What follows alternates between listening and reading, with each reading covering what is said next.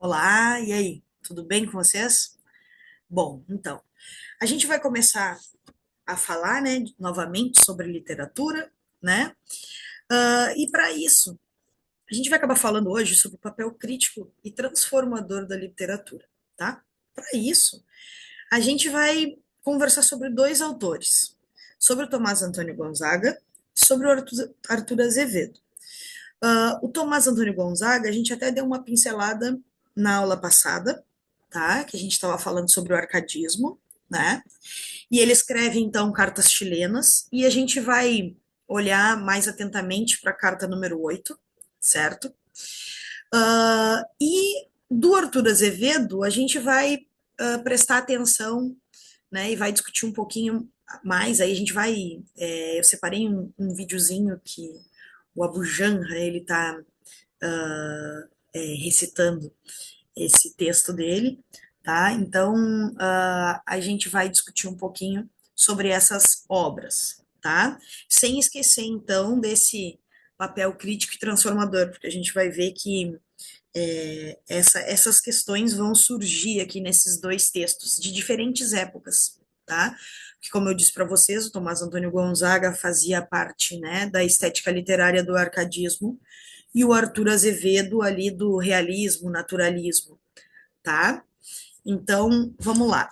Como a gente vai falar sobre eles, assim, né, e pensando, vamos pensar pela questão cronológica, né, primeiro o arcadismo, depois o realismo, o naturalismo, então, no arcadismo, né, quando é que ele está acontecendo, né, nesse período colonial do Brasil, né, e é influenciado pelo iluminismo, vocês lembram, né, do iluminismo. E o que acontece? Ele foi marcado, né, pelo ideal bucólico, pela exaltação da natureza, pela simplicidade da vida, né? Então, isso tudo acabava sendo identificado, né, na sociedade e na questão literária mesmo, em contraste com a vida urbana e com a vida cortesã, tá? Então, tudo isso acontecia nesse momento, era essa forma que a sociedade era retratada, né? De uma maneira mais simples, né? Como se a vida fosse mais simples. A gente vai ver também nesse período que era chamado de neoclassicismo, né? Então eles retomam o clássico, e aí vem toda essa questão da fuga, né, do meio urbano para o campo, tá? Que a gente até se for analisar hoje, né, vamos fazer um parênteses aí, mas se a gente for analisar hoje com a correria que é o dia a dia, né, normalmente quando se tem um tempo ali, umas férias, algo assim, ou um feriadão que seja, a gente muitas vezes, quando pode, procura aí, né, a natureza. Então a gente consegue associar isso também a essa realidade lá do século XVIII, tá? Que era uma forma, né, de que eles usavam aí essa exaltação da natureza, algo para fugir mesmo daquele contexto que se vivia na época, né? Porque como o Brasil ainda era colônia de Portugal, né? E aí tem a questão da Inconfidência Mineira também naquele momento, e eles estão querendo fugir, né, daquela realidade. Então, assim, o Tomás Antônio Gonzaga, ele é um dos principais nomes dessa estética literária, tá? E ele participa da Inconfidência Mineira. E o que acontece? Ele cria aí, né, ele escreve o Cartas Chilenas uh, como uma forma de criticar o governo da época, né? Que ele e os inconfidentes aí, né, que analisavam criticamente o governo da época, eles já criticavam a questão da corrupção, tá? Então isso era algo que era recorrente. E por isso também o se ver livre, né, de deixar de ser colônia portuguesa, né? E aí o que acontece? Esse governo, na verdade, ele era representado pelo governador, né? Essa corrupção aí tudo, né? Tinha como referência aí o governador de Minas Gerais na época. Então, ele vai e escreve as cartas chilenas. Ele escreve aí cartas chilenas como se fosse cartas realmente para o governo do Chile e tal, mas na verdade ele está criticando o próprio governo, tá? E o Arthur Azevedo, como eu disse para vocês, ele faz parte aí do realismo naturalismo. Aí a gente sai do século XVIII e vai para o fim do século XIX, tá? E vejam aí que é um tempo considerável, né? E o que que acontece? É, vem aí a questão do realismo e naturalismo como uma forma de se contrapor aí ao romantismo, tá? E o que que eles estão buscando, né? O nome já diz, o realismo, naturalismo, né? Já dá essa ideia de algo mais real, tá? Então, eles estão tentando olhar mais para a realidade, de ser mais fidedigno à realidade possível, assim, né? Então, eles olham para a sociedade de uma forma mais objetiva, tá? E aí, nesse momento, eles vão retratar, como eu disse, né, de maneira mais objetiva, e eles vão expor, assim, ó, tudo de ruim que eles estão vendo na sociedade. Um dos exemplos, claro, aqui a gente, aqui e no, uma das coisas que eles pedem, né, para a gente observar ali no PAV, que é esse texto, se vocês forem ver ali, é a sugestão, né, que é esse texto do Arthur Azevedo, a gente tem, na verdade, vocês também vão ter que ler um conto do Machado de Assis, porque o Machado de Assis é que é um dos quando a gente pensa em realismo, a gente pensa em Machado de Assis e naturalismo a Luiz de Azevedo, né? Mas são pessoas que observaram muito a sociedade naquele momento. E aí o Arthur Azevedo, ele vem com essa pegada aí crítica também, bem crítica, né, da sociedade, e crítica aí também aos costumes políticos e sociais, tá, dessa primeira República Brasileira. Então, através do humor, né, ele acaba expondo a corrupção política, tá? E é louco isso, porque se a gente for pensar, né, tudo que vem rondando a sociedade nos dias atuais também, né, a gente pode trazer para analisar, né, o que vem acontecendo no cenário atual. Mas vamos voltar aí, vamos voltar para o realismo e naturalismo, né? Então, o Arthur Azevedo, ele faz parte desta época, então a gente vai fazer aí uma análise básica aí sobre essa carta, né, a carta número 8 e o plebiscito. Vocês lembram o que é plebiscito, né? Essa consulta popular em que, na maioria das vezes, né, pode ser que tenha algum caso que não, mas na maioria das vezes o governo se vê obrigado a respeitar a decisão popular, né?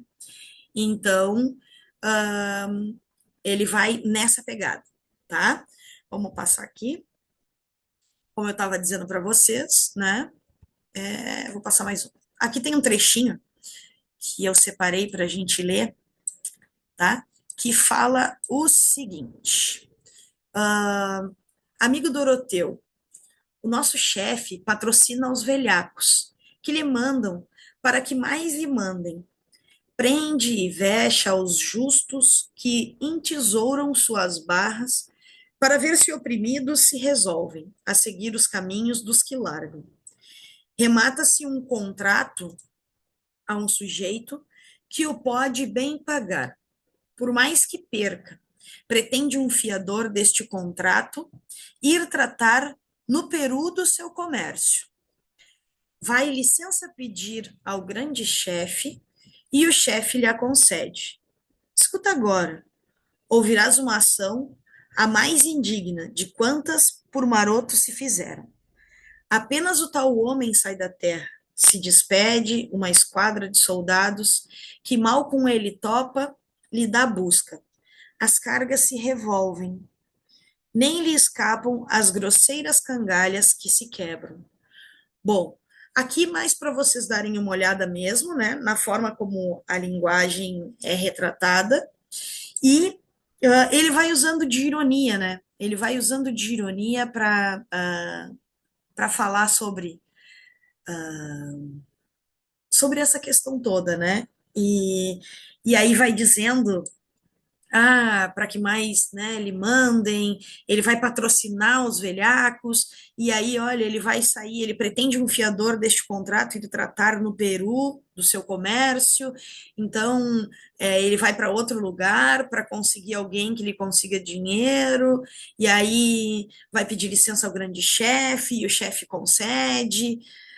Então, nisso, imaginem que ele está fazendo, ele usa dessa questão, ele usa de ironia e a partir do que ele vai dizendo, se a gente olha para isso apenas como uma carta, né, como algo, um texto qualquer, que tipo, ele está escrevendo para alguém, assim, e tá,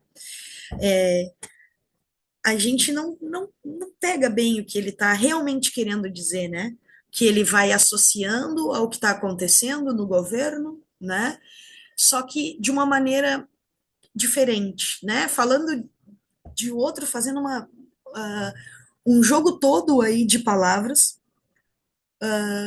para que possa criticar, né? Essa questão social, para que possa mostrar aí, né, a questão da corrupção, do autoritarismo, do abuso de poder, né?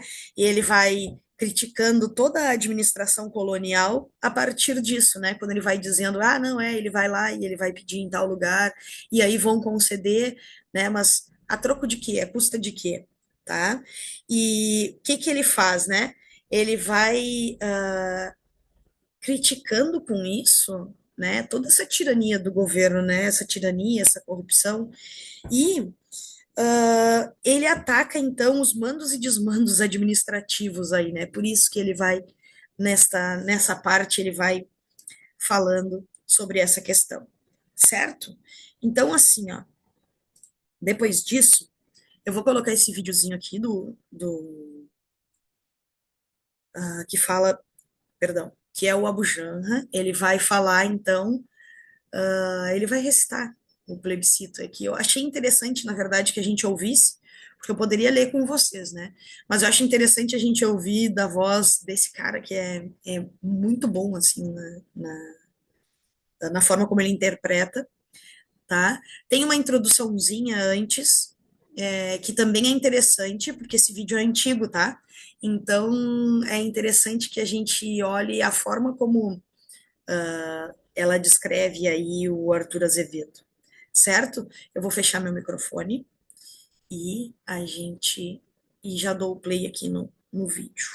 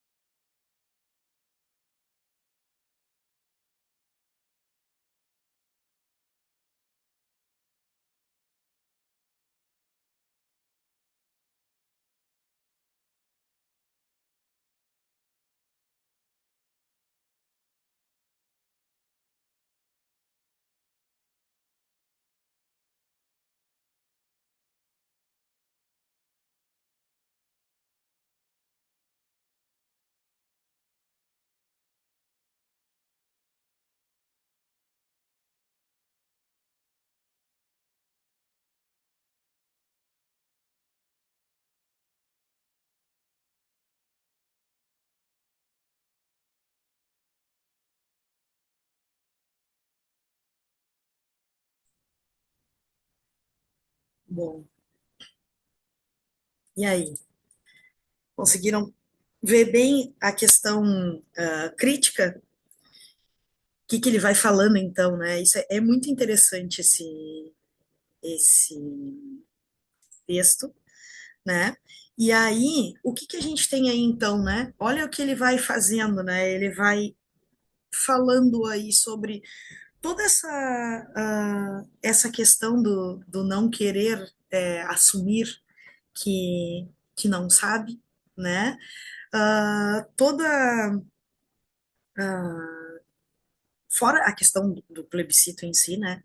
E tudo que ele vai falando e de como aparece aí o que que é proletariado, né? O que que vem a ser em si esse plebiscito e essa crítica de tipo, é mais uma lei estrangeira que querem aplicar aqui. Então, assim, né? Essa desconfiança da democracia e essa crítica, né? Social. E aí a gente olha então para os dois textos, tá? Opa, passei aqui demais. Eu vou voltar aqui só um minutinho. A gente olha então para os dois textos, né? Do Tomás Antônio Gonzaga e do Arthur de Azevedo, né? O que que a gente tem aí se a gente compara eles? A gente tem nos dois, né? Essa crítica à corrupção, né? Porque as duas, na verdade, vão estar denunciando corrupção e abuso de poder, né? Só que aí a gente olha para o Gonzaga, ele vai estar falando aí sobre o período colonial, né, e vai criticar uma figura específica aí, que era o governador, e o Azevedo vai focar na questão eleitoral, tá? E na manipulação política da República, certo? E aí, assim, ó, é legal a gente ver como eles usam, né? E comparar aí como eles usam, como é que o Gonzaga trata aí essa questão política, essa sátira aí, né? E aí, se a gente for ver, no Gonzaga ela é muito mais velada, né? Já, porque aí o que que ele faz? Ah, ele não usa os personagens mesmo, ele não usa personagens daqui, né? Ele diz que são chilenos, que são, né? E aí são personagens, então, fictícios, né? Personagens da ficção, para criticar essas figuras reais, tá? As pessoas que estão aí na sociedade, né? Em específico, o governador. Já que o Arthur Azevedo, ele faz o quê? Ele usa um tom mais irônico, né? E vai falar de uma forma mais explícita mesmo, tá? E aí, o que que acontece? Se a gente for ver, né, a questão da relação com o público, né, com o público leitor, a gente vai ver que o Gonzaga ele vai acabar dirigindo, né, mais essa escrita para um público mais restrito, que na verdade é o público letrado, são as pessoas da elite da sociedade daquela época, né? Porque ele está envolvido aí com a Inconfidência Mineira. Tá? E o Azevedo, na verdade, ele está falando para um público muito mais amplo e democrático, tá? Porque o que que ele faz? Ele cria aí o texto, né, de uma forma em que ele critica o sistema, mas de uma forma muito mais acessível, né, muito mais acessível e direta. Até porque quando a gente presta atenção no texto, né, a gente vê que ele está falando de pessoas reais, que podia ser qualquer pessoa, na verdade, né, que a gente conheça, por exemplo. Então, é, a gente tem essas duas características aí, né? Em um é muito mais direcionado mais para a elite e no outro para qualquer pessoa, na verdade, tá? E aí, assim, ó, o que que acontece? Nesse momento, a gente podia era fazer uma discussão, né? Pensar numa atividade aí, numa discussão em que a gente pudesse associar todos esses textos à nossa realidade, por exemplo, né? O que acontece hoje, né? Claro que assim como a gente não está em sala, né? Fica mais difícil a questão, tipo, a gente não está interagindo aqui, né? Mas seria algo a se pensar, né? Seria algo que, por exemplo, eles poderiam trazer, né? Essa relação aí na prova, pensando, tá? pensando na prova de vocês, que eles poderiam trazer aí para discussão, né? Ah, de que forma é possível relacionar esses dois textos, tá? Porque se vocês olharem ali, foi como eu disse para vocês já, né? Se vocês olharem ali o que é cobrado no PAV, né? Vocês vão ver que tem esses dois textos, tá? Que eles colocam como sugestão de leitura. E eu achei interessante a gente realmente relacionar eles e ver o que tem em comum e o que não tem, e mesmo sendo de épocas diferentes, né, a gente vê que tem uma relação entre eles. E se vocês forem observar as questões de literatura, é comum que eles façam isso, né, que eles peguem dois textos, né, um de cada época, e que peçam para vocês interpretarem e identificarem, né, os pontos em comum, os pontos de divergência. Então, é interessante que vocês consigam fazer essa associação, tá? Desta forma, então, o que que eu chamo atenção para vocês, né? Que, apesar de os estilos de época, né, apesar de eles serem diferentes, né, apesar de os textos apresentarem estilos diferentes, nas duas obras, a gente vê que a literatura, a gente consegue observar, né, que a literatura ela sempre desenvolveu esse papel crítico e transformador, tá? Então, é, por isso a importância da gente estudar, a importância também, né, da gente estudar a literatura, né? Porque a gente consegue identificar essas visões mais críticas da sociedade, né? E a gente consegue identificar as, as mazelas da sociedade, e não só isso também, né? Tudo a gente consegue perceber a partir dos textos literários, né? Porque, claro, quando a gente escreve de um contexto, né? E a gente consegue interpretar os textos, consegue identificar aí o que está acontecendo naquele momento a partir de textos literários, tá? Não somente, mas também, tá? Então, assim, ó, a literatura, ela, sim, sempre, ela nos mostra, né, ela desempenha, na verdade, um papel crítico e transformador da sociedade, tá? Porque ela, na verdade, reflete todas essas tensões políticas e sociais de acordo com os seus contextos, certo? Se ficou alguma dúvida, aí na próxima aula a gente discute, tá bem? Um abraço para vocês e a gente vai se falando. Até mais!